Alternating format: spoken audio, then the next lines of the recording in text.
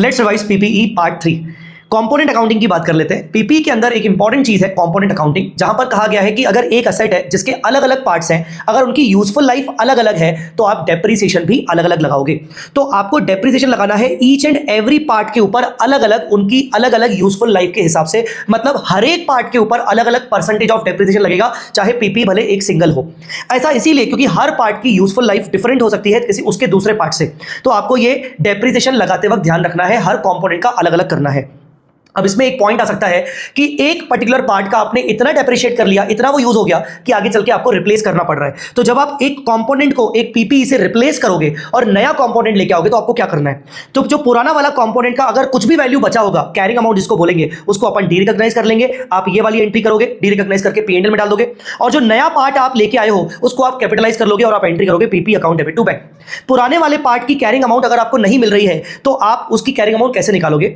आप नए वाले पार्ट की आज की करंट कॉस्ट ले लोगे और उसकी आप डिस्काउंटिंग करके कि आपने पुराना पार्ट कब खरीदा था या आपने पीपी कब खरीदा था 6 साल पहले, तो आप उसकी 6 साल की डिस्काउंटिंग करके किसकी, आज की पार्ट के, जो आप पार्ट आज नया रिप्लेस कर रहे हो उसकी आज की कॉस्ट जो भी होगी, सपोज 5 लाख रुपीज होगी, तो 5 लाख रुपीज की आप डिस्काउंटिंग करोगे कि 6 इयर्स पहले पुराना वाला पार्ट जो खरीदा गया था वो कितने में खरीदा गया होगा, और वो डिस्काउंटिंग करने के बाद टिल डेट तक का डेप्रिसिएशन लगाने के बाद जो वैल्यू आएगी उसी को आप carrying amount of part of old part of the PP बोलोगे। ठीक है, ये हो गया आपका कंपोनेंट अकाउंटिंग। कंपोनेंट अकाउंटिंग के बाद बात करते हैं डेप्रिसिएशन की। डेप्रिसिएशन मैंने सबसे पहले आपको बताया कि कंपोनेंट वाइज लगाना है। हर एक असेट का डेप्रिसिएशन लगाते वक्त उस असेट के अंदर भी अगर आपको देखना है कि डिफरेंट डिफरेंट पार्ट्स हैं, कंपोनेंट्स हैं, तो आपको डिफरेंट डिफरेंट डेप्रिसिएशन लगाना है।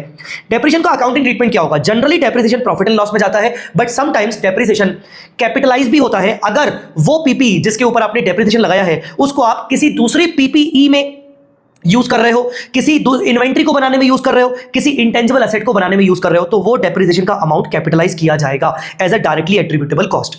फिर when to start depreciation? Depreciation कब स्टार्ट करना चाहिए? जब आपकी एसेट अवेलेबल फॉर यूज है, मतलब रेडी टू यूज है, जब आपकी असेट, तो आपको डेप्रिसिएशन लगा लेना चाहिए। एक्चुअल पुट टू यूज से आपको मतलब नहीं होना चाहिए। डेप्रिसिएशन मेथड डिपेंड करता है आपके असेट के इकोनॉमिक बेनिफिट्स के पैटर्न के ऊपर। डेप्रिसिएशन मेथड कुछ भी हो सकता है। डेप्रिसिएशन मेथड डिपेंड करेगा असेट से मुझे किस पैटर्न में इकोनॉमिक बेनिफिट्स मिल रहे हैं। क्या मैं डेप्रिसिएशन के मेथड को चेंज कर सकता हूं, यूजफुल लाइफ को चेंज कर सकता हूं? हाँ, उसको बोलेंगे चेंज इन अकाउंटिंग एस्टिमेट, और प्रोस्पेक्टिव इफेक्ट दिया जाएगा। क्या लैंड एंड बिल्डिंग पे डेप्रिसिएशन लगेगा? लैंड पार्ट पे डेप्रिसिएशन नहीं लगेगा, बिल्डिंग पार्ट पे डेप्रिसिएशन लगेगा। डेप्रिसिएशन को बंद कब करेंगे? जब कैरिंग अमाउंट रेसिडुअल वैल्यू के बराबर आ जाए, या फिर असेट को डी रिकॉग्नाइज करना पड़े बिकॉज ऑफ सेल या राइट ऑफ या डिस्पोज ऑफ, या फिर आपकी asset retired from active use है और अब आप उसको बेचने वाले हो, retired from active use and held for sale. So this was your PPE का पार्ट 3। मिलेंगे पार्ट 4 में।